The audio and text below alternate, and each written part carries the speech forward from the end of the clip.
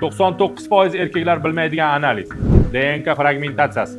Qachon topshirish kerak va bu qanday analiz? Demak, bu tahlil befarzandlik bilan og'rib yurgan erkaklar uchun juda ham muhim. Ya'ni DNK fragmentatsiyasi bu spermatozoid ichidagi DNK zanjirini uzilishiga yoki shikastlanish paydo bo'lishiga aytiladi. Xo'sh, bu tahlil qachon tekshirilishi kerak?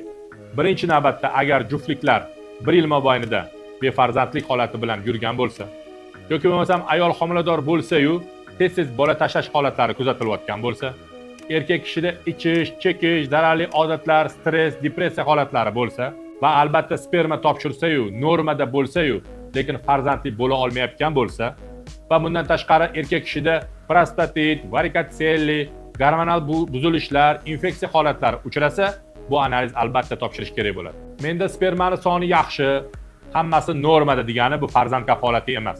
Aslida DNKning sog'lom bo'lishi. Bu analiz shu uchun ham muhim hisoblanadi.